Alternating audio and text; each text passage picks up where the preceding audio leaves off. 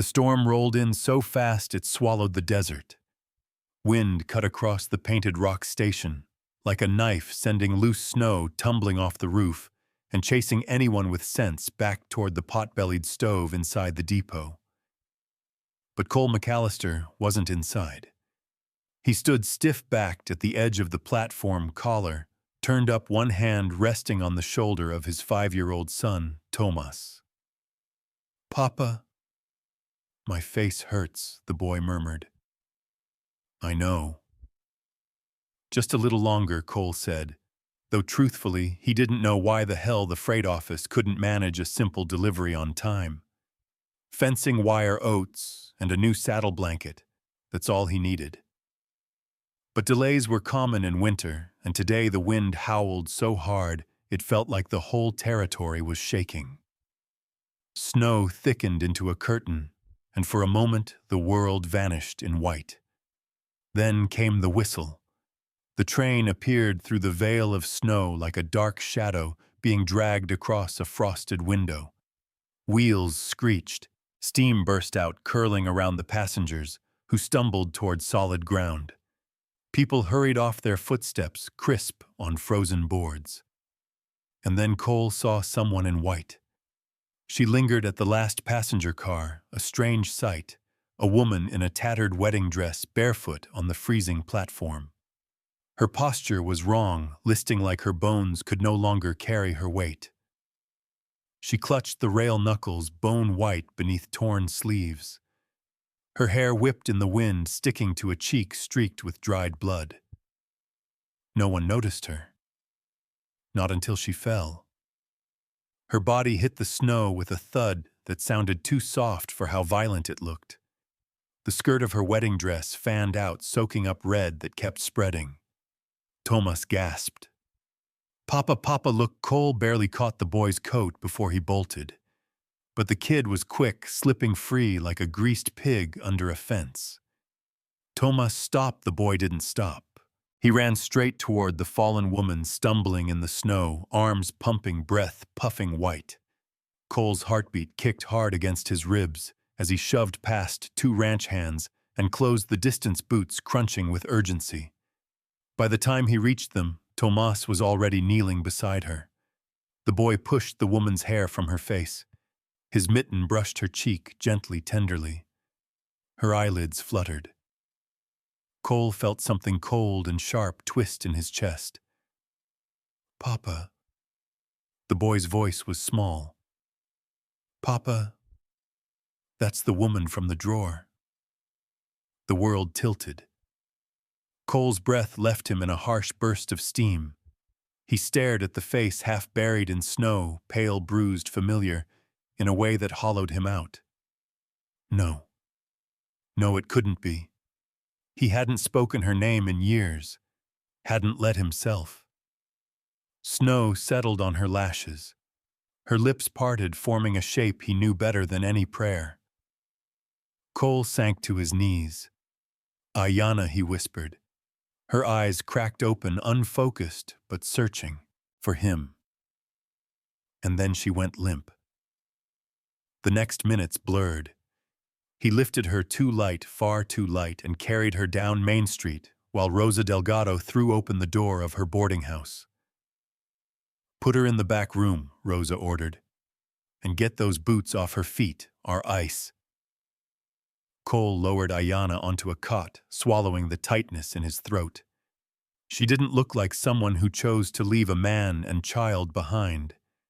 She looked like someone who'd been dragged through hell and dropped in the snow. Rosa pushed him aside. "Let me work, and you stop looking like you've seen a ghost." Tomas hovered at the doorframe. Papa Cole forced steadiness into his voice. "Stay back, mijo." Rosa peeled away part of the dress. "Dios. She's covered in bruises. And these wrists, someone bound her." Cole's stomach clenched. Old scars. New bruises. A cut across her forehead still leaking. What happened to her? Rosa asked quietly. Cole didn't answer. Couldn't. He stared at the limp woman on the bed, at features he'd memorized years ago, and tried desperately to forget. Ayanna, the woman he loved, the mother his son never met, the one who vanished one night like she'd been erased from the world. Rosa glanced at him. You know her. Cole didn't deny it. Tomas stepped into the room despite Cole's warning. Why did you say she was gone if she looks like me? Cole sucked in a breath. Tomas. And why do you keep her picture in the drawer? Rosa shot Cole a sharp look. Picture, Cole gritted his teeth. Not now. But the boy wasn't done. He moved closer to the cot, studying the woman's face. She smells like the bottle you hide under your shirts, he said softly. The one I found once. Cole turned away, jaw clenching so hard it ached. Rosa finished binding Ayanna's wrist. She needs heat and rest. Whatever she's running from, it near killed her. Cole's voice grew rough. I don't want her staying here too long. Rosa straightened. You heartless fool. Look at her. I am. And you still say that I left Rosa. Rosa snorted. Looks to me like something else happened. Tomas placed his small hand on Ayanna's arm. She didn't leave Papa. She couldn't have. Cole's throat tightened. He opened his mouth to argue, but Ayanna stirred. Her fingers twitched. Her lips parted. Her voice, ragged and faint, leaked out like a dying ember. Cole. Snow might as well have fallen inside the room.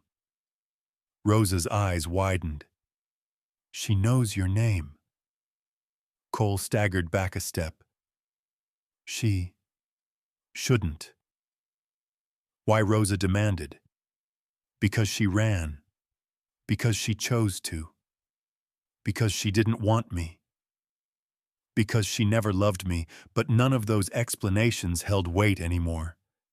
Not with her lying there half dead. Not with fresh bruises on her skin and fear etched into every line of her face. Not with her whispering his name. Tomas looked up at him. Papa, is she really my mama? Cole's chest cracked open. He forced breath into lungs that didn't want to move. Go wait outside, son. But now, Tomas. The boy's shoulders drooped, but he obeyed, retreating with one last worried look at the woman on the cot. Rosa folded her arms.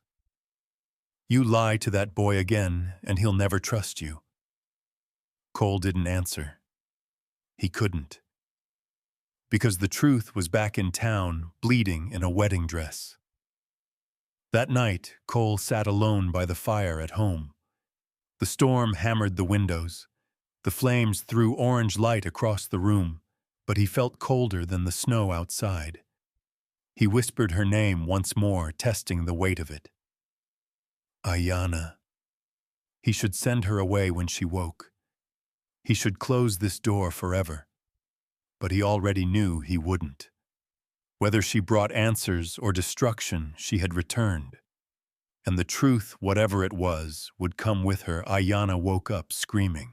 Her voice tore through the quiet of Rosa's boarding house like a blade, sharp and ragged, and full of something no one in town had heard in a long time, fear. Cole was already downstairs, pacing the hallway, trying to convince himself to saddle up and ride out anywhere that wasn't here. But when he heard his name raw and panicked from the back bedroom, he froze. Cole, she cried again. Don't let them take me, please, don't let them. He rushed to the door and flung it open. Rosa was there, holding Ayanna's shoulders as she thrashed beneath the blankets, her arms weak but fighting something invisible. Her forehead gleamed with sweat, her eyes wide and lost. She's burning up, Rosa said. The fever's pushing her mind back into whatever hell she just came from. Ayanna's hands clawed the air. They said I was sick. They said you didn't want me anymore. Cole stepped closer, the air thick with old pain. He looked at her, really looked. Her face was thinner, more angular, her hair matted and dull. But the voice beneath the rasp, it was hers. The same voice that used to sing to Tomas in the dark. The same voice that had whispered his name in love, then disappeared. He knelt beside the bed, voice low. Ayana. It's me. You're safe now. Her eyes caught his flickering, trying to anchor. Cole, she breathed. I'm here. Her body went limp, trembling. Her fingers found his coat. They locked the door. They said I imagined you, that you were never real. Rosa dipped a cloth into cool water and pressed it to Ayana's head. She's in and out. Let her talk. Cole hesitated, then wrapped his hand around hers. You weren't sick. You didn't imagine me. Tears spilled from her eyes. I fought, Cole. I swear I fought. But they made me disappear. He felt her hand shaking under his. He didn't know what to say. 5 years of questions, 5 years of silence. He thought she ran, thought she'd left him and their son behind without a word. Now she was here, and the story he'd told himself, the one that kept him angry enough to survive, was coming apart, piece by piece. I didn't leave you, she whispered. Rosa watched him carefully. She's not lying, Cole. He sat back against the wall, dragging a hand down his face. Ghosts don't bleed, he said quietly. She was dead to me, until she bled. Rosa said nothing. She didn't need to. A few hours later, the fever broke. The tension in Ayana's body eased, her breath steadied, and her sleep became deep and dreamless. Cole stepped out into the hallway, the weight of everything pressing down like snow on a barn roof. Tomas was waiting at the bottom of the stairs.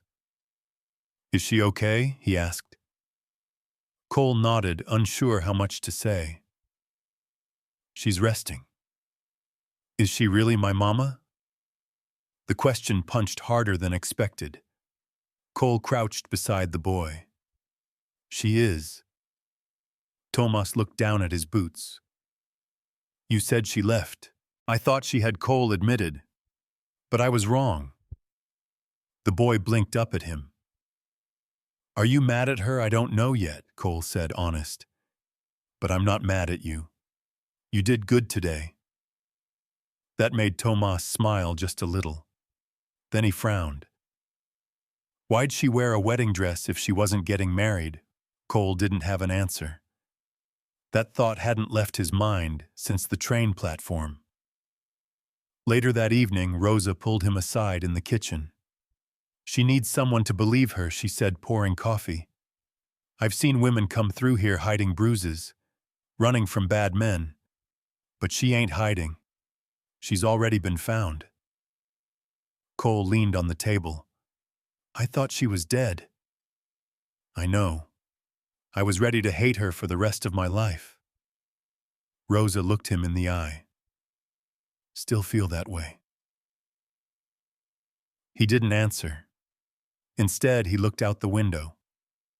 Snow was falling again, soft this time, like the storm had exhausted itself. I kept her perfume, he said quietly. Still smells like her. Some nights I'd drink and take it out like a damn fool. Rosa smiled faintly. That drawer she came from ain't just in the bedroom, huh? Cole chuckled despite himself.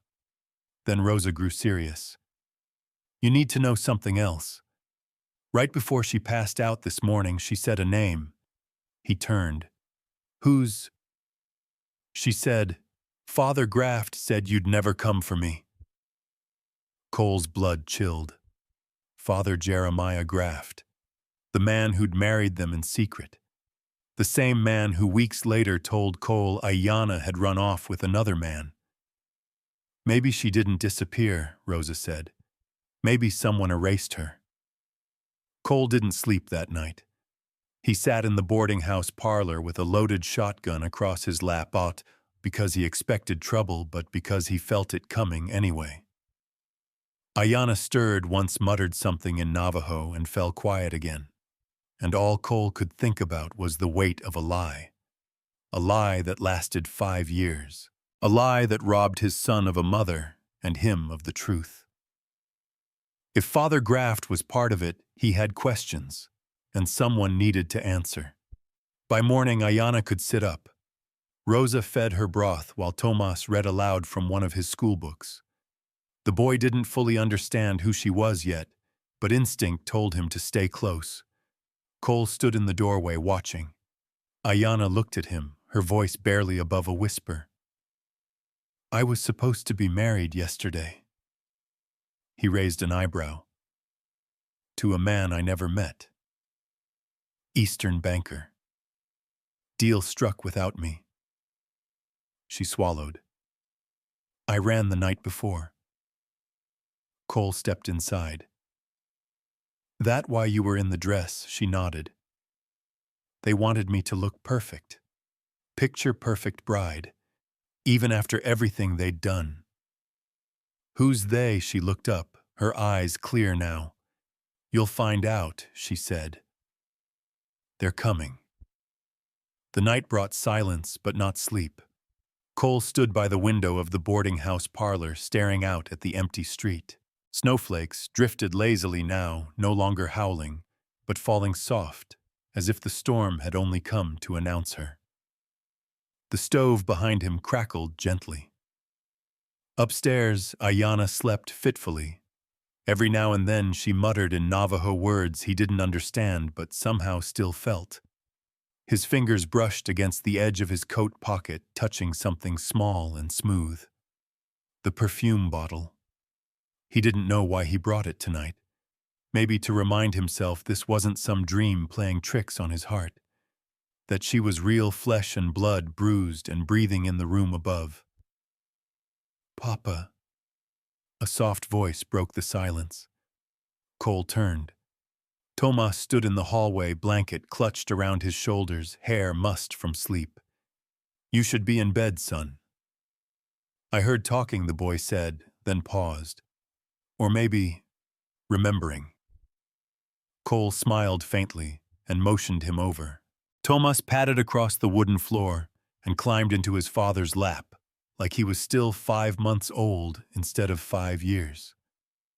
They sat in quiet for a while. Finally, the boy said, "She smells like the bottle you keep under your shirts." Cole stiffened. He looked down at his son. "What bottle?" "The glass one. It's round. You said it was your mama's, but it doesn't smell like Grandma. It smells like her." Cole swallowed hard. "You remember that," the boy nodded. "You always look sad when you open that drawer." Cole didn't answer. His fingers tightened around the perfume bottle. He hadn't told Tomas about Ayanna. Not really. He never knew what story to tell. "She's your mama," Cole said quietly. "And I kept that bottle because I couldn't let go of her." Tomas looked up. "Are you mad at her?" Cole thought about it. Thought about 5 years of believing she'd left him, left their son. About nights when he drank himself into a stupor to silence the ache. And then about the fear in her voice when she'd cried his name. The bruises on her wrists. The panic in her eyes. "No," he said. "Not anymore." They sat in silence again. Tomas rested his head on Cole's shoulder, eyelids heavy. "Papa, yeah. Do you think she'll stay?" Cole wrapped his arms around his boy, holding him a little tighter. "I hope so," he said. The next morning, the town of Painted Rock stirred slowly, half buried in snowdrifts. But inside the boarding house, the air was warm and tense. Ayanna sat upright in bed, sipping broth while Rosa gently braided her hair. Cole lingered in the doorway. He hadn't spoken to her alone since the fever broke, didn't know how. But when she saw him, she didn't look away. "I'm awake," she said. "I noticed." She shifted the blanket in her lap. "You look the same, just older." He leaned on the doorframe. "So do you." A pause. Then she said, "I didn't leave you, Cole." He nodded once. "I'm starting to believe that." Ayanna studied him. "Toma. He's good. Smart. Stubborn. You'd like him." She smiled sadly. "I already do." There was a long silence between them. Finally, Cole stepped into the room and pulled something from his coat pocket. The perfume bottle. He held it out to her. "I kept this," he said. Ayanna stared at it like it was a relic from another life. She reached out, fingers trembling, and touched the glass. "I thought it was gone," she whispered. "I thought they burned everything." "They tried," he said. "But I kept it. Even when I was too mad to admit I missed you." She held it close, breathing in its scent. Tears welled in her eyes. "I used to put it on before riding out to meet you," she said, "even if I smelled like horses and dust by the time I got there." Cole chuckled softly. "I remember." He sat down across from her. "What happened, Ayanna? Where did you go?" Her face darkened. "They took me." He stiffened. "Who Father Graft? And your stepfather?" Cole felt his stomach sink. "They came to the pueblo the day after I told you I was expecting," she said. "They said I was a danger to myself, that I was unstable. A mixed-blood girl pretending to be a rancher's wife." She looked down.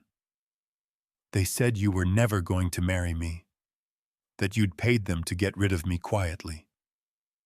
Cole's jaw clenched. "That's a damn lie." "I know that now," she said. "But back then, I didn't. I tried to fight. They locked me in a coach and took me to San Juan Asylum."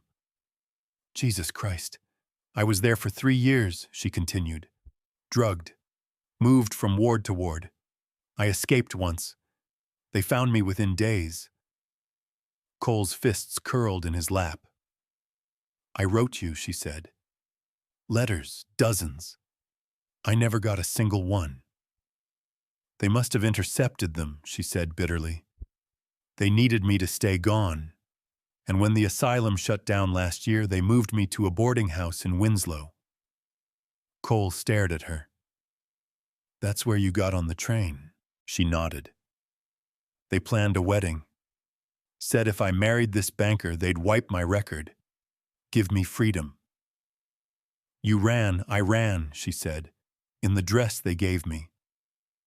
Cole rubbed his face with both hands, overwhelmed. "How did we let this happen?" he muttered.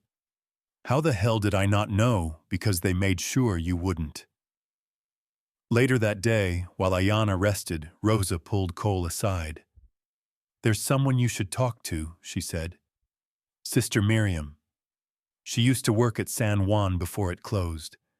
Lives up near Pine Ridge now." "Does she know Ayanna?" "She remembers her, and she might still have one of the letters." Cole's eyes narrowed. "A real one?" Rosa nodded. "And she's been trying to get it to you for years." That night, Cole sat outside on the boarding house porch, watching Tomas chase snowflakes with his tongue. He thought about that drawer, that bottle, that photo he wrapped in flannel and kept hidden like a wound.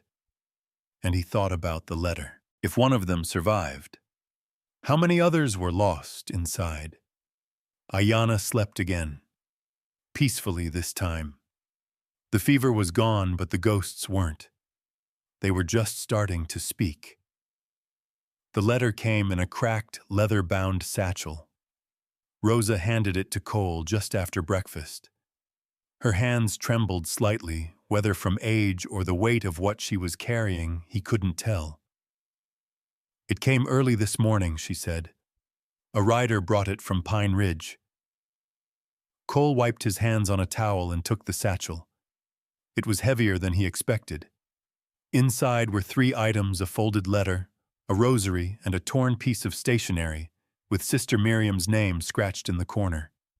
He unfolded the letter carefully. The paper was yellowed, creased along old fold lines, and slightly smudged, like it had been held too long in someone's hands before it ever reached his. Rosa stayed silent as he read. "Dear Cole, if this letter reaches you, it will mean more than you can know. They lied to you. Ayanna never left of her own will. I was there the night they brought her in Father Graft, and a man who said he was your kin. They told the staff she was violent, that she'd harmed herself, that she needed to be restrained. But she wasn't sick, Cole. She was scared, and she was pregnant. She kept asking for you, begged us to send word. I tried. I wrote you myself, twice. When those letters were intercepted, I was reassigned. I kept one letter she wrote. I don't know if it will help mend what they broke, but I pray it reaches you now. Sister Miriam Langley." Cole's hands trembled as he reached into the satchel again. There, tucked inside the side pocket, was another piece of folded paper, thinner and softer from age. He opened it. The ink was faded, but the handwriting was hers. "Cole, if you're reading this, maybe they didn't win. I don't know where I am. They keep changing my room. The windows are barred. I keep asking for you, but no one answers. They say you sent me here, that you're ashamed. I don't believe them. I carry you with me. I don't know what will happen to our child, but I pray you're raising him strong and kind like you. I love you. Even if you never see this, I needed you to know. I love you. Ayanna." Cole read it twice before he set it down. His throat felt like it had been scraped raw. Every part of him that had once been angry was now burning with something worse: shame. He hadn't just lost her, he'd abandoned her. Rosa stood across the table, her expression soft but unyielding. You needed to see it from her hand. He nodded, jaw clenched. I believed she chose to leave. I let myself believe it because it made it easier. But it was never easier, Rosa said. No, he agreed, voice breaking. It never was. Later that morning, Cole climbed the stairs and knocked on Ayanna's door.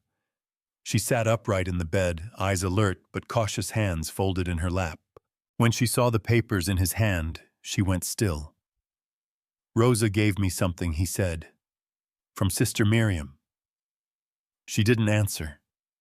Just looked at him like she was bracing for impact. Cole crossed the room slowly and set the 2 letters in front of her.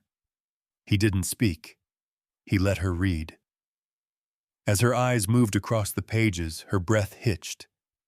She blinked once, then again, until tears made it too hard to see. I thought they were all burned, she whispered. They almost were. Her hands trembled. I wrote so many. I begged them to send just one. This one made it, Cole said softly, and it's enough. She looked up at him then, and for the first time in 5 years, there was something in her gaze that hadn't been there since before everything fell apart. Hope. I never wrote that letter, Cole said, his voice low and steady. The one you got. The one that said, I didn't want you. Her eyes widened. I figured, she said. But part of me still needed to hear it. I never stopped loving you, Ayanna. I didn't know how to carry the silence. She closed her eyes and the tears fell. I didn't stop either. They sat like that for a while, the space between them smaller than it had been in years. Outside the window, the wind had calmed, the kind of winter quiet that comes before something big shifts. I don't know how to make it right, he said. You already did, she said. You believed me. He reached for her hand and held it gently. But it's not over, she added. He nodded. No, it's not. That same afternoon, a man arrived on horseback. Tall, clean-shaven, wearing a dark coat that didn't belong to the desert. The kind of man who didn't flinch at the sight of blood or snow or silence. He walked into the saloon and pinned a piece of paper to the wall beside the card table. Cole heard about it 20 minutes later from Zeke, the stable hand. He's got legal papers, Zeke said, breathless. Claims to be representing a family out east. Said he's here for a woman named Ayanna Nez. Cole's body turned to stone. Did he say why? Something about a breach of contract and mental instability. Says she's been declared unfit to manage her own affairs. Cole's voice was ice. He show you anything, binder full of documents, signatures, seals. Cole grabbed his coat and hat. Where are you going? Rosa asked as he passed the kitchen. To make it clear, he said she's not leaving with anyone. He found the man leaning against a post outside the saloon, sipping coffee like he had all the time in the world. You the rancher? The man asked as Cole approached. Cole didn't answer. He glanced at the flyer still fluttering on the wall. Ayanna's name was typed at the top in bold.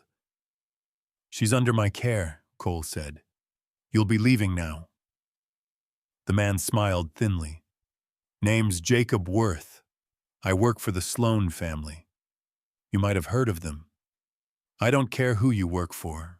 Worth didn't flinch. We've got documentation. She's not well. Her mind is fractured. The courts back east signed off. You'd be interfering in legal business. Cole stepped closer, voice low and dangerous. You don't get to walk into my town with a handful of lies and expect to take her. It's not your decision, Worth said calmly. She's a ward of the court. We're just here to collect what's legally ours. Cole's eyes narrowed. She ain't property. Worth took a slow sip. That's not what the papers say. Back at the boarding house, Rosa packed Ayanna's things into a trunk. Just in case, she said. We may have to move fast. Ayanna stood at the window, her fingers clutching the windowsill white. They found me, she whispered. Cole entered the room and shut the door behind him. His face was calm, but his eyes burned. They're not taking you, he said. She turned. They have court papers, Cole. So do kidnappers. Doesn't make it law. Her voice shook. They'll say I'm not stable, that I'm a danger to myself. They've done it before. Not here. Not again. She looked at him pleading. What if they take Tomas? He stepped forward. I'd burn this whole damn town to the ground before I let that happen. She swallowed hard. I'm tired of running, she said. Then don't, Cole told her. We'll stand together this time. The knock came just after sundown. 3 sharp raps on the boarding house door, followed by one softer, almost hesitant. Cole opened it with his hand near the butt of his revolver. Ben Two Elks stood on the porch shoulders, dusted with snow, breath fogging in the cold. He was wrapped in a faded blanket coat and wore his old cavalry boots, though he hadn't served in a long time. His hair, streaked with gray, was pulled back in a leather tie. Rosa said, You were looking for me? Ben said, his voice gravelly from smoke and time. Cole stepped aside. Come in. We got coffee. Ben entered slowly, like his joints argued with every step. He nodded at Tomas, who peeked from behind the staircase, then made his way to the kitchen, where Ayana sat at the table, her hands wrapped around a warm mug. She froze when she saw him. "You remember me, girl?" Ben asked gently. Ayana stood up. "You were there, at the trading post, the night before they took me." Ben gave a slow nod. "I saw the wagon, watched 'em load you like a sack of potatoes. Knew something wasn't right." Cole set the coffee down in front of him.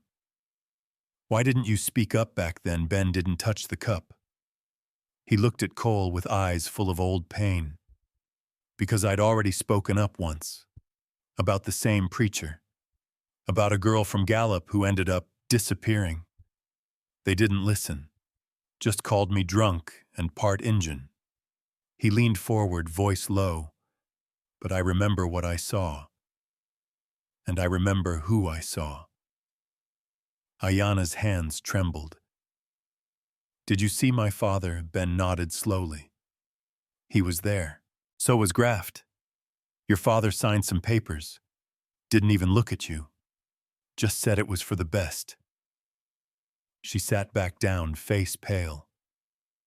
"They told everyone I ran," she whispered. Ben stared at his hands. "Folks believe what they're told, especially when the ones talking wear crosses and silk." Cole finally spoke. "Will you testify?" Ben looked up. "You planning to take this to court?" "They're building a case to take her away," Cole said. "If we stay quiet, they win." Ben sipped his coffee. "Then I'll speak. This town's owed the truth." Ayana exhaled slowly, the first real sign of relief Cole had seen on her face since the day she arrived. "They used the law like a weapon," she said. "And I don't want to be afraid of it anymore." Cole nodded. "Good. Because that's exactly how we fight back." The next morning, Cole rode out to the sheriff's office with Ben and a folder of papers Rosa had helped put together. Letters, statements, even the flyer Jacob Worth posted, anything that could support Ayana's side of the story. Sheriff Luther Wainscott leaned back in his chair, chewing on a toothpick. "This is serious business, McAllister," he said, flipping through the documents. "You're going up against money lawyers and a court that already thinks it made up its mind." Cole stood tall. "Then we make them think again." The sheriff looked over at Ben. "You swear this statement's true?" Ben nodded. "Every word. And you'll go under oath I'll carve it into stone if I have to." Wainscott rubbed his jaw. "I'll send a wire to the county seat. Maybe get a judge to come up here if this escalates. But you better be ready for a fight. Folks with power don't like being questioned." Cole's voice was flat. "Neither do folks who've been lied to." Back at the boarding house, Ayana stood in front of Rosa's long mirror, rolling up her sleeve. The bruises had faded to yellow and green, but the scars, they were still there. Small, circular, white. Neat. Too neat. She stared at them a long time until her throat tightened. Tomas stepped into the room, a small drawing clutched in his hand. "It's us," he said, holding it up. "Me, you, and Papa. I put the horse in too. The black one with the white face." Ayana blinked, then smiled through the thickness in her chest. She knelt down beside him and traced his drawing with her finger. "You're good at this," she whispered. "I want to hang it in your room," he said. She paused. "My room," he nodded. "You're staying right." Her mouth trembled. She couldn't lie to him. "I want to," she said. "Then stay," he replied simply, like it was the easiest thing in the world. She pulled him into a hug and kissed the top of his head. That night, she didn't sleep. She sat at the window looking out at the mountains. And she whispered more to herself than anyone's scars don't lie. Even when people do, The next few days moved like a quiet storm, too calm, too slow, like something was crouching just beyond the tree line waiting. Jacob Worth was still in town. He'd taken a room at the Painted Rock Hotel and was seen having dinner alone each night, always polite, always reading some ledger or brief. But no one trusted him, and he didn't seem to care. Rosa kept her boarding house locked up tighter than usual. Cole slept on the couch, shotgun always nearby. Ben Two Elks didn't leave town, which surprised everyone. "We stick together now," he said. "They used the law to bury us. Let's dig up some truth." The knock on the door came early on the 5th morning. Sheriff Wainscott stood in the cold, his breath fogging. "Judge Sutherland's coming in 2 days," he said. He agreed to hear both sides, quietly. "No official trial yet, but this'll decide whether Worth gets the right to move her or not." Cole nodded. "We'll be ready." The sheriff glanced past him into the house. "You should know something. I heard from a clerk in Winslow. There's a man there, doctor, who used to sign off on asylum commitments. Seems he's been bought before." Cole narrowed his eyes. "You saying the court papers are fake? I'm saying they may not hold up under real light." Cole's jaw tensed. "That's all we need." The next evening, Ayanna walked out to the corral behind the house. The wind had picked up again, but the snow held off. Cole followed her at a distance, giving space but not too much. She stood by the fence, staring out at the horizon like it had answers. "They wanted to erase me," she said, "but they didn't know I'd leave marks behind." Cole joined her. "They knew.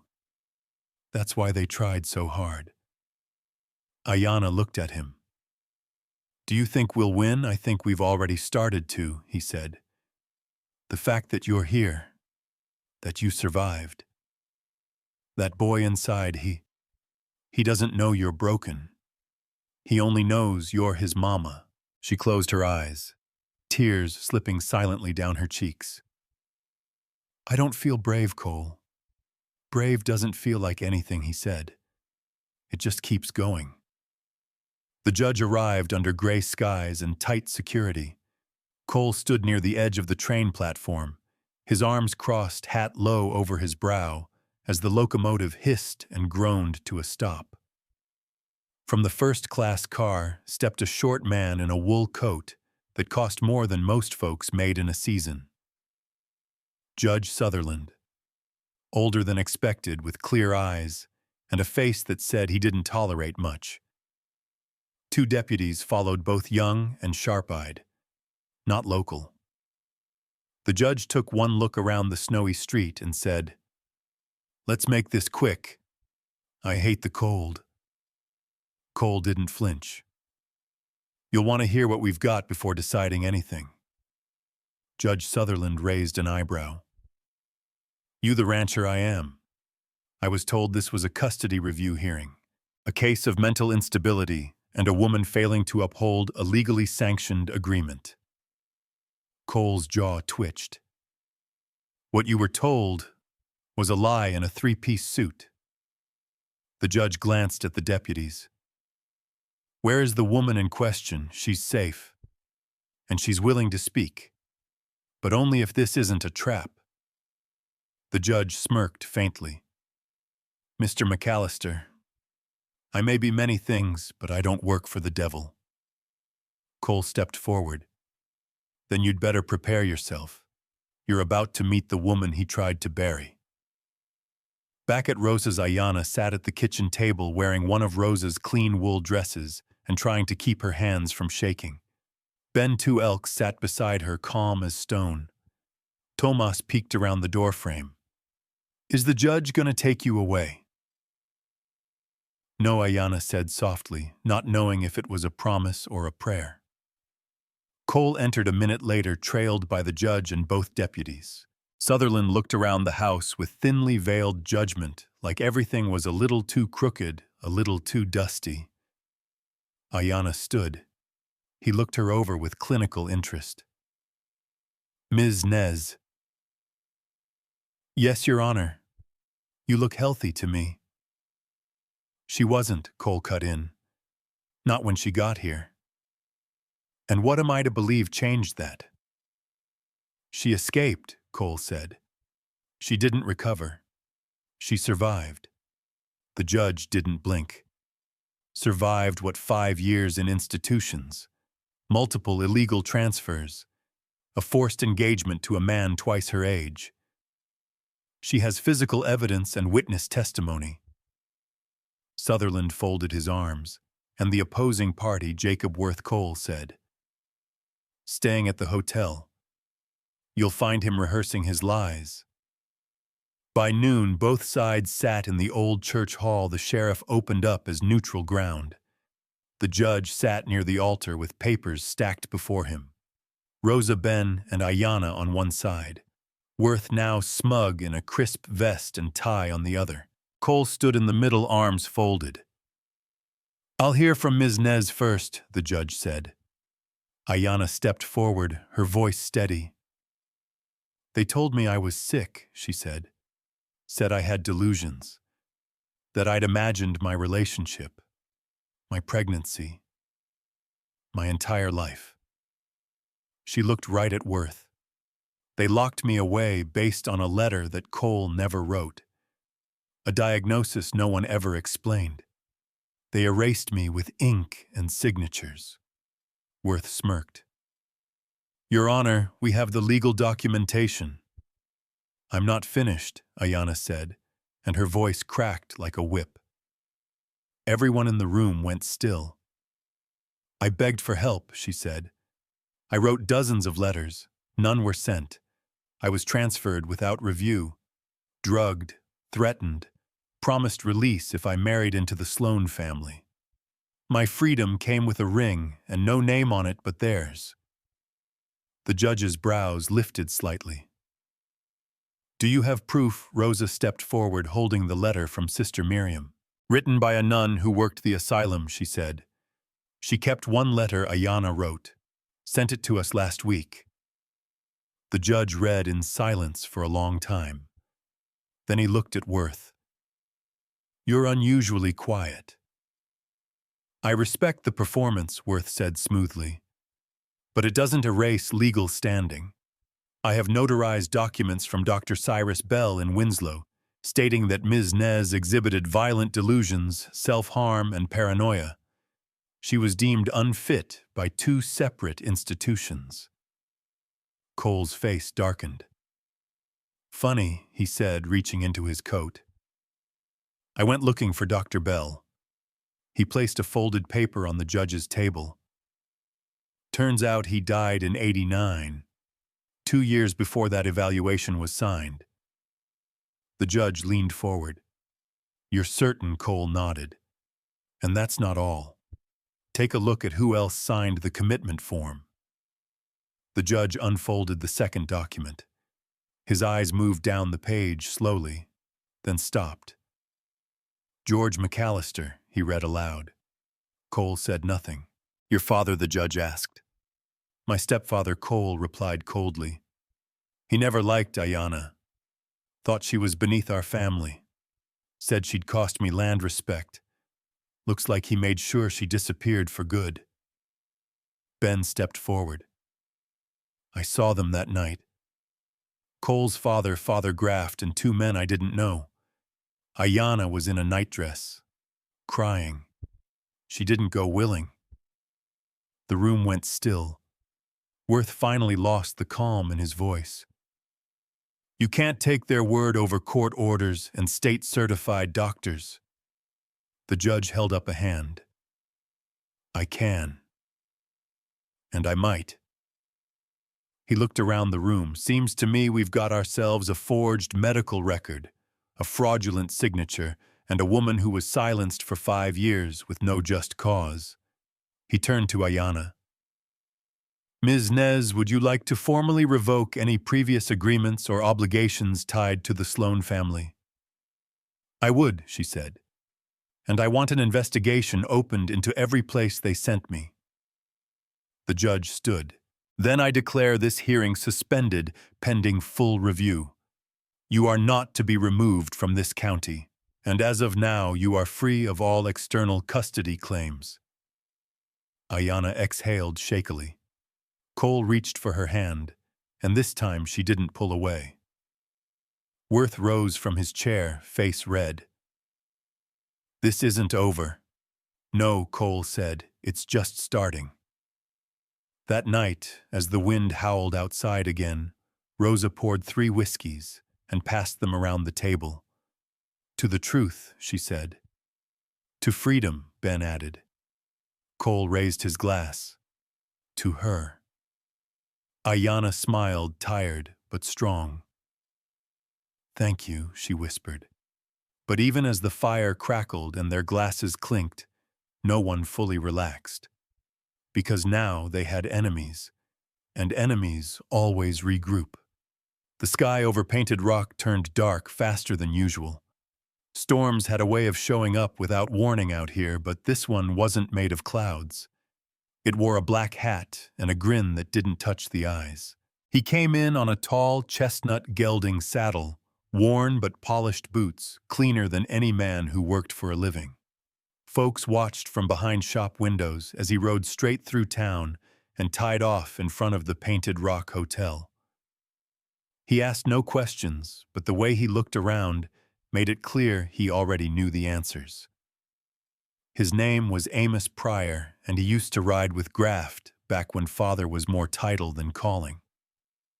At the ranch, Cole was helping Tomas mend a busted barn door when the boy stopped and squinted at something in the hay.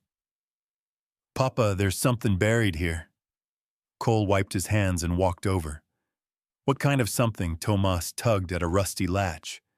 Beneath a pile of feed bags, an old wooden box poked through, sealed with a thick leather strap. They dragged it out and popped it open. Inside was a leather-bound ledger, brittle from age but surprisingly well-preserved. The first few pages were blank. Then came names, dozens of them. Each one had a date, a sum, and a note scribbled in shorthand. Cole hadn't seen in years, but he recognized the handwriting. "George McAllister," he muttered. "The bastard kept records." Tomas looked up. "Is it bad?" Cole flipped through the pages. "It's worse than bad." There were payouts to men in the territorial government. Doctors, preachers, bankers. Some crossed out, some marked done. One entry caught his eye, AN $400 permanent solution. Signed GG, GM, Ayanna Nez, Father Graft, George McAllister. Cole slammed the book shut, his jaw tight. "They paid to erase her," he said, "and they kept the receipt." Ayanna sat near the hearth at Rosa's, turning the pages of a photo album Rosa had pieced together over the years. Photos of people who came and went, most looking tired, some with bruises that faded into memory. When Cole walked in holding the ledger, she knew something had changed. He laid it in her lap and opened to the marked page. She stared for a long time. "They really wrote me down like a transaction," she said. Her voice was level, but the color drained from her face. "We can use it," Cole said. "This is more than hearsay. It connects Graft and my father directly." She shook her head slowly. "It connects me to a price tag." "You're not the one who should be ashamed," he said. "I'm not ashamed," she replied. "I'm furious." Amos Pryor visited the sheriff that afternoon. He didn't come with papers, just presents. Wainscott met him in the office with one hand resting on the butt of his revolver. "I'm told there's been a misunderstanding in town," Amos said. The sheriff didn't flinch. "It's been corrected." Amos smiled. "Well, some men feel it wasn't. They feel a valuable agreement was broken. Some property misplaced." "She ain't property. Not legally, no, but legally, we both know that line gets blurry." Wainscott leaned forward. "You here to talk or threaten?"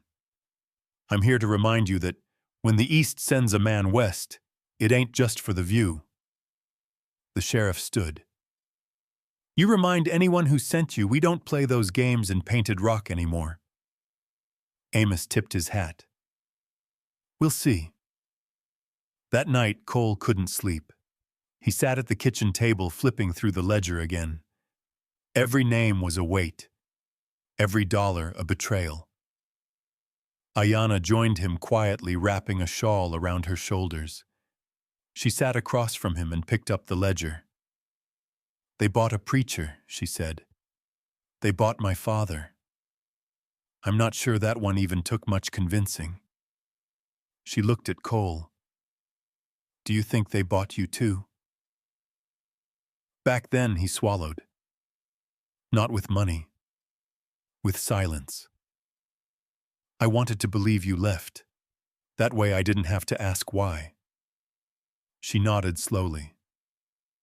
I would have come back, Cole. If I could have. I know. Tomas shuffled into the kitchen, then rubbing his eyes. Can't sleep. Cole lifted him into his lap. Ayanna smiled at the boy, then looked at Cole. We're not done fighting, she said. You know that, right? I know, Cole replied. And I'm not afraid of them anymore. The next morning, Amos rode out to Graft's old chapel ruins. The place had been burned down 2 winters ago by lightning, or so folks said. Some believed it was a sign. Others knew fire didn't care about signs. He crouched near the charred altar and pulled back a loose stone. Inside was a tin box. Inside the box, letters. Dozens. All unopened. All addressed to Cole McAllister. Amos tucked them into his saddlebag and smiled. Back at Rosa's, Sheriff Wainscott knocked with urgency. I don't like this, he said to Cole. That man Pryor's not here on his own. He said anything specific, only that things tend to balance out, and that some debts are still owed. Cole didn't blink. He means revenge. He means control, the sheriff corrected. Same thing in the end. Ayanna stepped in, her voice clear. Then we take the fight to them. Cole raised an eyebrow. What are you thinking? We find someone higher than this judge, a territorial investigator, somebody they didn't already pay off. Ben Two Elks appeared in the hallway. I know a name. They turned. Federal man. Used to ride with the cavalry. Clean stubborn. Name's Raymond Beck. Sheriff nodded. I've heard of him. Ayanna looked at Cole. We find him, she said. We give him the ledger. The letters.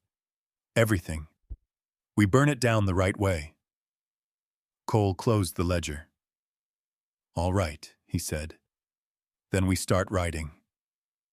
That night, under lantern light, Ayanna opened a blank page in the back of the ledger and wrote in bold letters, They bought silence. We bought it back. Then she looked at Cole and whispered, Truth leaves tracks. It always does. The wind screamed through Painted Rock like it was warning someone, maybe everyone. Cole and Ayanna were already 2 days into their ride north, pushing hard across snow-packed trails, chasing the last name that could change everything, Raymond Beck. The ledger was sealed in oilcloth and tucked into Ayanna's saddlebag like a living thing heavy with truth. Neither of them said much. They didn't have to. The silence between them now wasn't distance, it was purpose. Back in town, the air had turned brittle and strange. Rosa noticed it first. Customers who used to chat over stew kept their eyes low now. Some left without saying goodbye. One of her regulars, a trapper who always paid in pelts, left a whole deer haunch and never came back. Even the sheriff was quieter when he stopped in. And Tomas, who usually ran wild around the house, had started staying close. Too close. Something's wrong, he whispered to Rosa that morning. I saw a man behind the barn last night. Rosa went pale. You sure? Tomas nodded. He didn't see me. He was looking at the windows. She went out back and found the snow-disturbed boot prints leading to the edge of the porch. They weren't Cole's, weren't hers, and they weren't fresh. They'd been there a while. At the Painted Rock Hotel, Amos Pryor leaned back in a leather chair and lit a cigar. The room was too nice for the town, but he didn't mind sticking out. He liked it, in fact. Let them know something new was coming.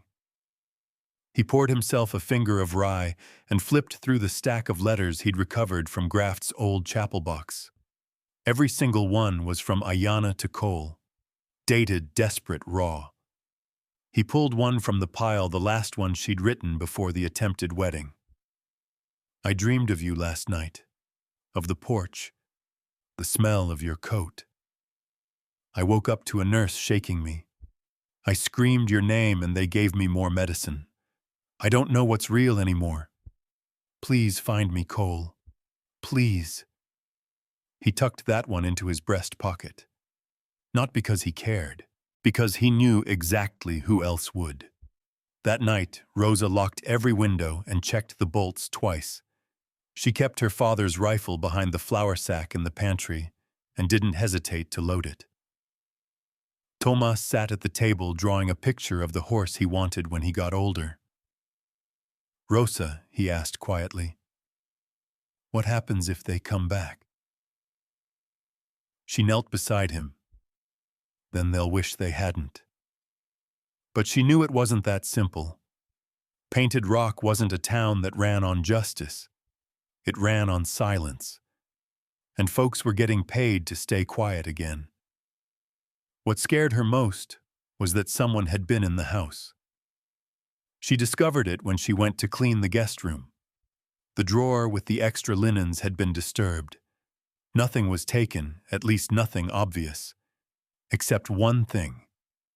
The copy of Ayanna's letter from Sister Miriam. Gone. Meanwhile, 30 miles north, Cole and Ayanna reached the edge of a mining town called Red Bluff, a place that smelled of coal and sweat and looked like it had been built overnight by men running from something. They asked around for Raymond Beck and were directed to the rear of the general store where a tall man in a sheepskin coat sat whittling at nothing. You Cole McAllister, he asked before they even spoke. I am. And you're the girl who went missing. Beck added, nodding at Ayanna. I was, she said. Now I'm trying to be found. They handed over the ledger. Beck flipped through it with the kind of eye that saw the rot before the words. I'll need time, he said. But if even half of this holds up, someone's going to prison. We don't have time, Cole said. Then pray nothing delays me. As they prepared to leave town, Beck handed them a second copy of his report in progress. Just in case. Back in Painted Rock, a figure slipped through Rosa's back porch around midnight. He wore no boots, just socks padded for silence. His breath was slow, measured. He knew the layout. Knew where the boards creaked. Knew Rosa had a bad left ear, which meant she slept on her right side. He reached the bedroom door, turned the knob. Then everything went to hell. A shot rang out. Not from the bedroom, but from the pantry. Rosa stood there, rifle raised, barrel smoking. That's for scaring my boy. The man hit the floor, bleeding from the thigh. Tomas ran in, eyes wide. Is he dead? Not yet, Rosa said. But he might be dumb enough to wish he was. They tied him to the table and waited for the sheriff. When he arrived, breathless and pale, he recognized the man right away. James Kerr, the sheriff muttered. Used to run with Graft. Thought he died in Texas. He came for something Rosa said. Not to kill. They searched him. In his coat was a telegram. It was unsigned, but unmistakable. Get the ledger. Burn it. If they won't stop digging, bury them with it. Sheriff Wainscott stared at the paper, then at the blood pooling on Rosa's floor. This ain't over. Rosa looked down at the man, then at Tomas. You hear me, Cole, she whispered, knowing he couldn't but feeling it anyway. They're not gonna stop. 30 miles away, Cole woke with a start in a boarding house bunk. He sat up chest tight, something heavy in his gut. You feel that he asked Ayanna, who sat upright on her cot. Yeah, she said, like something slipped loose. He looked at her. We need to get back. As they packed to leave, Ayanna placed Beck's copy of the report into her satchel and said the words that would echo in Cole's mind the entire ride back. If they can't erase the truth, they'll come for the people who carry it. Smoke met them at the edge of town. It curled up in thin gray ribbons from behind the church steeple, catching in the rafters of Painted Rock's modest skyline like a warning flag. Cole and Ayanna reined in their horses fast, the animals nervous beneath them. The scent hit next, ash-burnt wood, and something bitter underneath it all. Cole's eyes locked on the sheriff's office, or what was left of it. Blackened timbers still smoked as a handful of townsfolk tossed water on glowing embers. The roof had collapsed and the door hung sideways from one hinge like a broken jaw. They torched it, Cole muttered. In daylight. Ayanna gripped the reins tighter, voice tight. That means whatever they're hiding, they know it's about to come out. They rode straight to Rosa's house. The front door was cracked, swinging slightly in the breeze. Tomas Ayanna shouted as she jumped off the saddle. Cole beat her inside. The living room had been torn apart. Cushions, slashed drawers, overturned glass shattered on the floor. Rosa's rifle was gone from the pantry. Footprints in the dust tracked heavy boot prints, at least 3 men moving fast. But it was quiet. Too quiet. Then back here came Rosa's voice, hoarse and shaken. They followed it to the cellar door. Tomas was crouched there with a bloody rag tied around her forearm. I'm all right, she said before they could even ask. They wanted the satchel. I told them I didn't have it. You didn't? Cole asked. She smiled faintly. I lied. She reached under the steps and pulled out a flour sack. Inside, Beck's report and the copy of the ledger were intact. They trashed everything but left alive, Rosa said. That means they were on a clock. Someone else is calling the shots. Cole looked at her. They burned the sheriff's office. I know, she said. Wainscott's gone. No one's seen him since dawn. Ayanna put her hand on Cole's shoulder. This is a message. They're telling us there are no rules anymore. No, Cole replied. They're telling us the law isn't ours to use, not unless we take it back. Later that afternoon, Cole gathered a few trusted folks at the livery stable. The snow had stopped falling, but the wind kept its bite. Ben Two Elk stood near the tack wall, arms folded. Rosa sat on an upturned barrel, her injured arm in a makeshift sling. Ayanna and Tomas stayed close together, and a few townspeople silent, pale scared, stood just inside the doors. We have to assume they've got someone coming, Cole said, and not another preacher or hired gun. Ben nodded. Word is there's a federal judge en route. Name's Calder Sloan. Ayanna flinched. That's the name from the asylum papers. He signed off on my original commitment. Rosa added, he's a Sloan, as in the Sloan family, the ones you were promised to. Ayanna's voice was cold. He doesn't want justice. He wants silence. Cole stepped forward. Then we make this town too loud to ignore. Ben cocked his head. How we use what we've got. The ledger. The letters. Beck's report.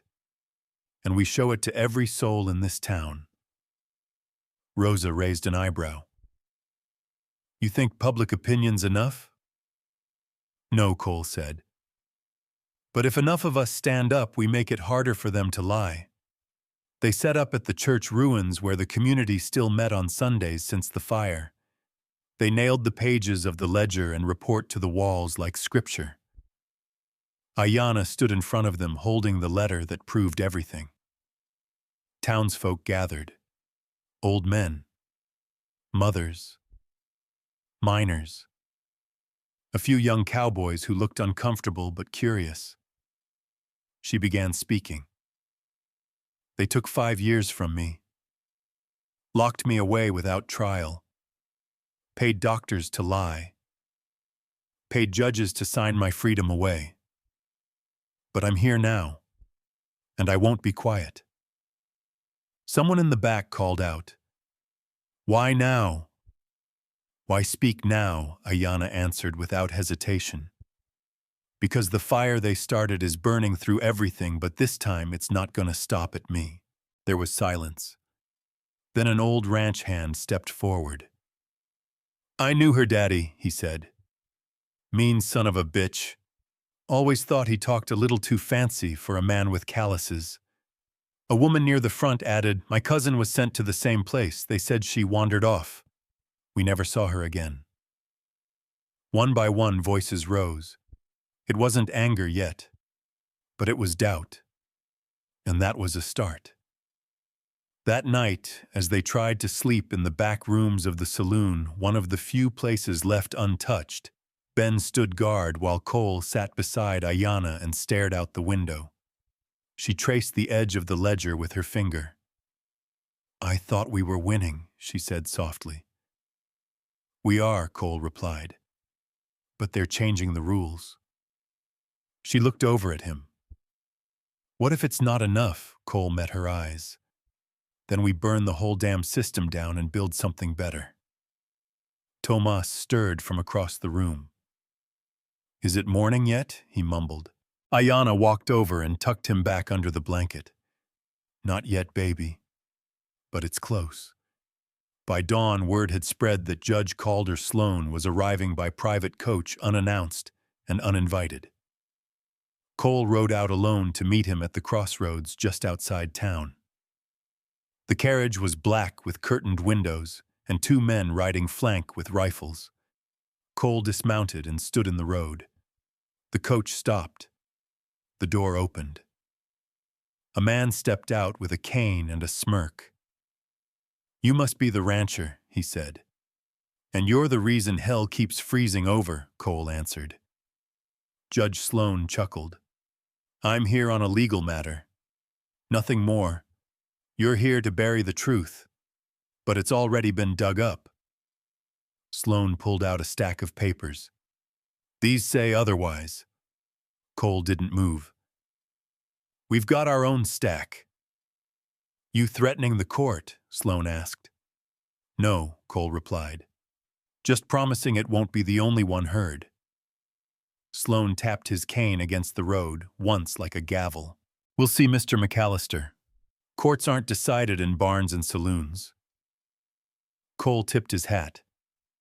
"Neither are people's lives. But they sure do end there."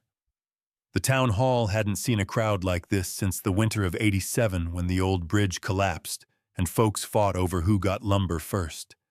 Now every pew was packed, not with cold bodies in coats, but with eyes wide, breath held, and ears waiting for the next match to drop in the powder keg Judge Sloan had built.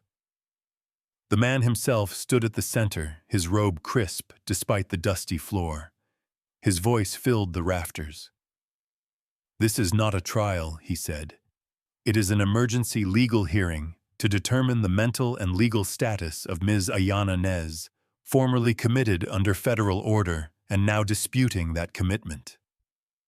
He looked to Cole and Ayanna standing side by side in front of the crowd. Cole's jaw was clenched, Ayanna's hands steady, though her heart thundered inside her chest. Failure to comply with this hearing will result in immediate detainment and transfer to federal authorities. Ayanna didn't flinch. Cole didn't move. "Understood," she said evenly. Sloan gave a tight nod and turned to the clerk. Begin the statements. The first to speak was a doctor from Winslow, a nervous-looking man named Hargrove. He read from notes, never meeting Ayana's eyes. In 1887, Miss Nez was admitted to Mesa Hills Asylum with signs of hysteria, delusions of persecution, emotional instability. She was drugged.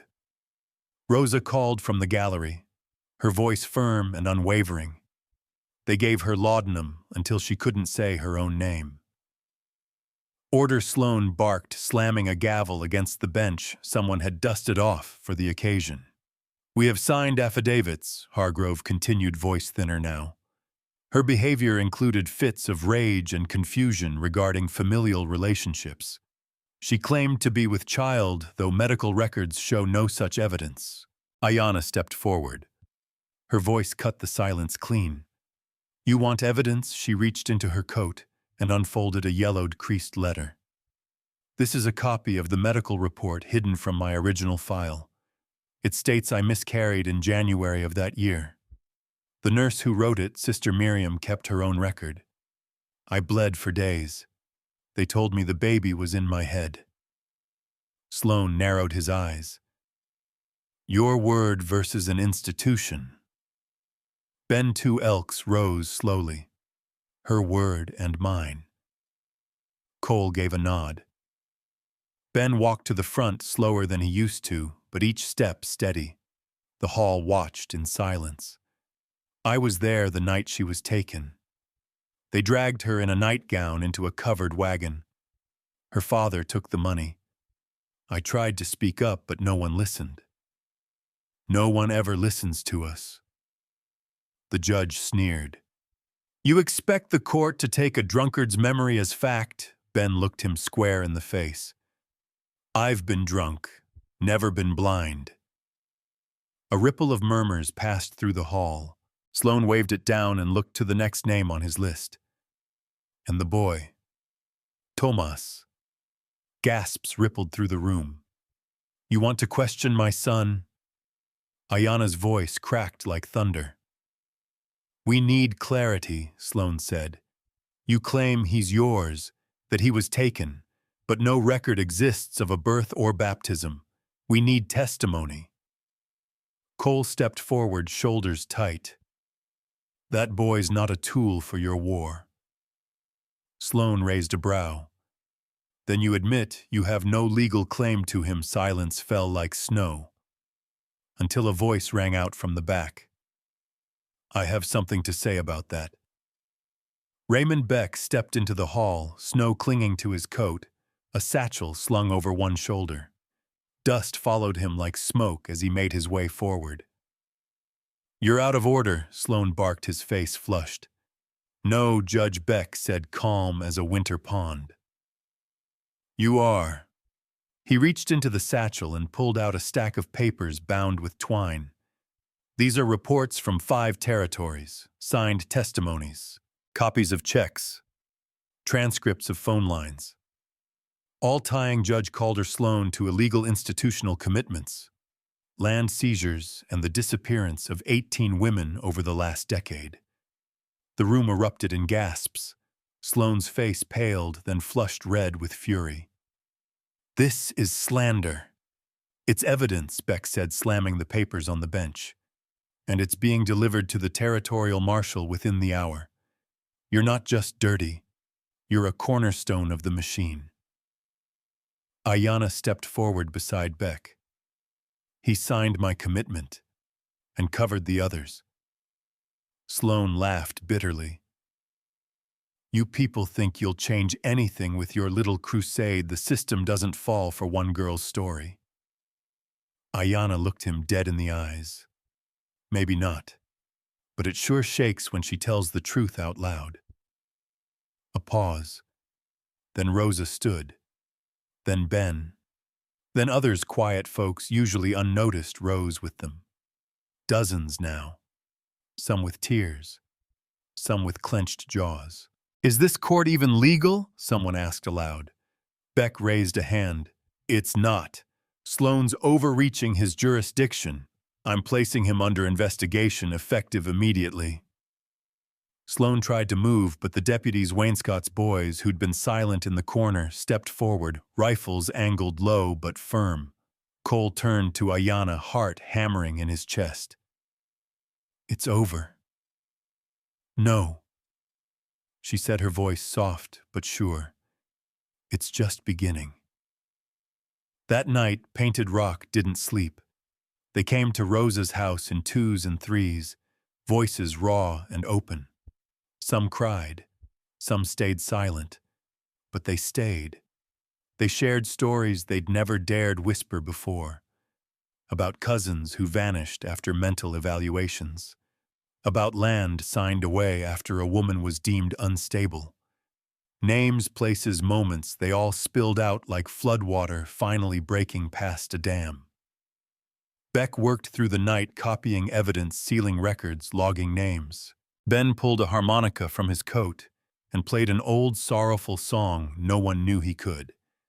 It felt like church, somehow holy, not because of walls, but because of what people chose to do inside them. Ayanna and Cole sat on the porch as Tomas slept finally at peace. She curled into his side, listening to the wind shift. "I didn't think we'd make it this far," she said. Cole looked down at her hands, still trembling slightly. "You pulled the whole damn town through," he said. She swallowed. "They still shake." He smiled. "Let 'em. The whole world should tremble when someone tells the truth this loud." She looked out into the dark where dawn threatened. And for the first time in years, she let herself believe tomorrow might actually come. The first sign of trouble wasn't a sound. It was a silence. Painted Rock had been loud the last 2 days, meetings, marching boots folks finally finding their voices after years of swallowing shame. But on the third morning, Rosa stepped onto her porch and noticed the birds were gone. Not just quiet, absent. The air had a pressure to it, like the sky itself was holding its breath. Inside, Ayanna was packing.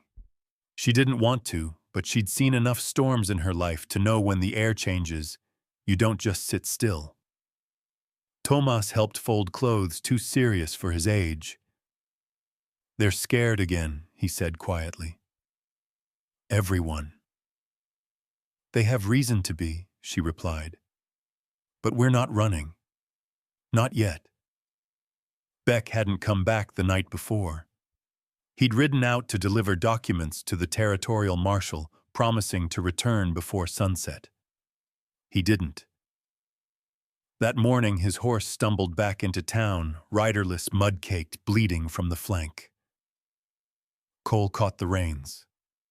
Damn. A note was nailed to the saddle horn. One by one, the voices go quiet again. There was no signature, just a black smear where initials might have been. Cole stared at it, then walked straight to Ben. Ben had seen his share of ambushes. He'd survived Comanche raids, Pinkerton double crosses, even a crooked sheriff in Amarillo who put a bounty on his head for marrying a white woman. But nothing hit him like the sight of Beck's bloody saddle and the silence that followed. "They want panic," Ben said. "Fear makes people forget what they stood for yesterday." Cole nodded. "They took Beck. Alive, most likely. He's too valuable dead." "And if we don't find him fast," Rosa asked. "Then the whole damn machine gets another gear," Cole replied. "And they'll grind us down with it." Rosa looked toward Ayanna, who stood across the room holding Tomas close. "He's the reason they won't stop," she said. "It's not just the land or the power, it's the child. If the truth lives in him, they lose everything." The search party left by noon, Cole, Ben, 2 of Wainscot's best men, and a tracker named Jonah Reyes who could smell a lie a mile off. They followed Beck's trail north through frozen brush and low canyons, finding pieces along the way. A scrap of coat boot tracks too clean for miner's blood, near a watering hole. By dusk, they found the camp. Empty. But the fire was still warm. And there were drag marks near the edge of the ridge, 2 bodies judging by the weight. Ben found the shell casing. Not theirs, he said. Too clean. Too federal. Professional, Cole asked. Ben nodded. Professional, but rushed. They followed the tracks another mile, and then they heard it, a groan, ragged and dry. Beck. He was tied to a tree, hands behind his back, face swollen, shirt soaked in blood. His left leg was bent wrong. Don't move him, Jonah said, kneeling fast. We need to splint it first. Cole crouched beside him. Beck, can you hear me? Yeah, he croaked. Barely. Who did this? Didn't see. All of them, he muttered. But I heard one say, no more judges, no more files. Said I was the start. Ben looked grim. Their shifting strategy. No more cover-ups. Just erasure. They carried Beck back to town through bitter cold, arriving after midnight. Rosa had the back room ready. Doc Thayer did what he could, but the words were hard to swallow. He'll live, but he won't walk for a long while. And if they find out he survived, they'll come finish it, Cole finished for him. By morning, every paper Beck carried had been copied and hidden across town. Some were sent east, some buried under floorboards. But the most important ones, those tied to Tomas's lineage, were kept with Ayanna. She didn't leave Rosa's house that day. Instead, she sat with her son and stared out the window, heart pulled tight. Cole came by in the afternoon. They've put a price on Beck, he said. How much? 500 alive. Double that dead. Her voice was flat. That's how they measure truth. Cole shook his head. That's how scared they are. He sat beside her. Neither spoke for a long while. I could take Tomas and go, Ayanna finally said. I could run. It'd be safer. For him, maybe even for the town. Cole didn't look at her. But it wouldn't be right. No, she whispered. It wouldn't. He turned toward her. I'll stand beside you no matter what. But if you stay, we finish this. For good. She nodded slowly. We finish it. That night, she told Tomas the truth. Not all of it. He was still too young, but enough. He asked one question. Are the bad people coming? Yes, she said, holding his hand. But not like before. Because this time we're not alone. He nodded, then leaned against her chest. At the edge of town, a rider arrived. Tall, clean, sharp suit and dead eyes. No badge, no papers. Just a revolver and a name, Travis Keene. He tipped his hat to the livery boy and handed him a note. To Judge Sloan's associates. Contract honored. One target left the mother. He rode on slow and easy toward Rosa's. Cole sat on the porch when he saw the man coming. He stood. Keene smiled. You McAllister? Who's asking? Someone sent to clean up. Cole didn't flinch. You sure you know which side you're standing on? Keene chuckled. Sides don't pay bills. Targets do. Cole's hand moved slowly toward his belt. Keene didn't reach. Not yet. He just nodded past Cole toward the house. She worth dying for. Cole didn't blink. She's worth burning everything down for. They stood there, the wind between them, 2 storms about to break. And somewhere behind them, a boy watched from a window, learning what it meant to stand for something. The dawn that broke over Painted Rock wasn't golden. It was gray and raw, like the land itself was holding its breath. Cole stood on Rosa's porch, rifle slung over one shoulder, the smell of coffee mixing with the scent of cold earth. Inside, Ayanna laced up her boots. She hadn't slept. No one had, really. Tomas was still under the quilts clutching the stuffed coyote Beck had carved for him. Ayana paused by his side, brushed hair from his forehead, and kissed his cheek. If today went wrong, she needed him to remember that. Rosa handed her a pistol and a flask. For strength, she said simply. Which one's the strength? Ayana asked. Both. Outside, the town was already gathering. Word had spread that the man in black Keen wasn't alone. 2 others had arrived overnight. One waited at the train depot. The other was seen near the schoolhouse watching. Federal ghosts, paid killers, men with orders and no questions. Cole stood before the townsfolk not as a rancher now, but as someone they trusted. He spoke plainly. This isn't just about Ayana, or Beck, or what they did to one woman. This is about how easy it's been for them to silence, erase, steal. If we don't draw the line today, there won't be one tomorrow. Someone asked from the back, "What do we do?" Cole looked to Ayana, then back to them all. We stand. They built their barricades by noon. Wagons turned sideways. Doors chained. People took positions not as soldiers, but as neighbors refusing to shrink. Ayana stood on the courthouse steps, flanked by Cole and Ben. She wore the same coat she'd worn the day she got off the train back into town, but now it hung different on her. Heavier in some ways, lighter in others. The riders came down Main Street slow. Keen in front, his men spaced out behind him, rifles at the ready. They didn't expect a full fight, just a clean takedown. But what they saw stopped them cold. Half the town was waiting. Armed or not, every face was turned forward. Rosa stood in the bell tower, rifle pointed out. Jonah Reyes beside her. A preacher stood in the crowd with a Bible, not saying a word, just watching.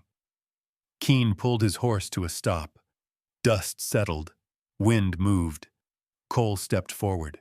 You want her, you go through all of us. Keen looked around. That's the idea.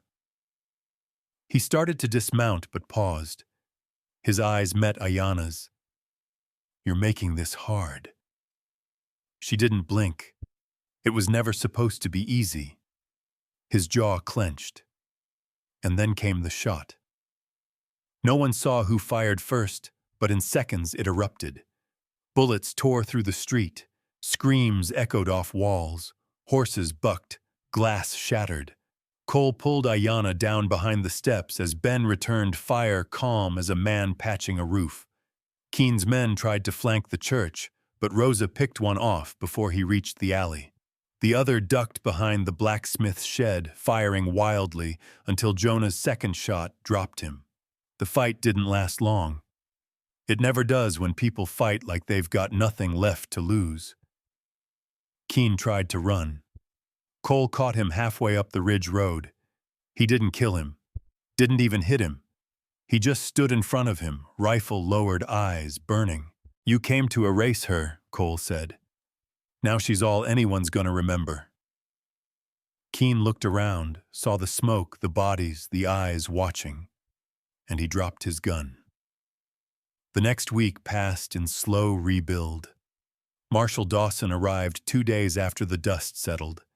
He took Keen and the bodies, took Beck's documents, took witness statements, and promised indictments.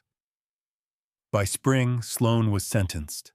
Others fell with him, doctors, judges, family names that used to mean untouchable. Mesa Hills was shuttered. Dozens of women were released. Some came home. Some didn't. But the records were opened. The silence finally ended. Ayana stayed. She didn't hide. She didn't run. She started a school in the old depot building. Taught history and letters and how to ask hard questions. Cole helped fixing benches, breaking up fights, keeping her honest. Thomas grew taller, smiled more, slept deeper. Beck recovered slower, but he did recover. His limp never quite left him, but he didn't seem to mind. He took up carving again, figures, toys, and once a small statue of Ayanna holding a torch. They put it in the courthouse. Rosa ran for mayor. Won by a landslide. Ben joined the town council, then retired after one meeting. "Too much talkin'," he said. "Not enough doin'." And the town changed. Not fast, not loud, but deep. One summer evening, as the sun turned the hills gold and the crickets tuned their legs, Ayanna sat on the porch with Cole, her fingers laced with his. "I still think about what would have happened if I'd gotten on that train," she said. "You'd still be you," he answered. "Just maybe a little lonelier." She smiled. "You ever think about what we were before all this?" He looked at her. "I think about what we are now. That's more than enough." They sat quiet a while. Then Tomas came out with a paper in hand. "Look what I drew," he said proudly. It was a picture crude but clear. A woman standing tall, one hand holding a boy's, the other holding a flame. "What's the fire mean?" Cole asked. Tomas grinned. "It means she lit the truth and didn't let anyone blow it out." Ayanna kissed his forehead. "You're getting smarter than me?" "Nah," he said. "I just learned from the best. And that's the heart of it. This wasn't a story about revenge, or even justice in the way courts define it. It was about something quieter, harder, dignity. The kind they tried to take from her. The kind they used law and silence to erase. But Ayanna Nez didn't let them. And in doing so, she reminded a whole town that the truth is more than facts, it's a fire. And if one woman can carry it, others can too. You just have to be brave enough to hold the flame. Even when the wind howls, even when you're scared, especially then.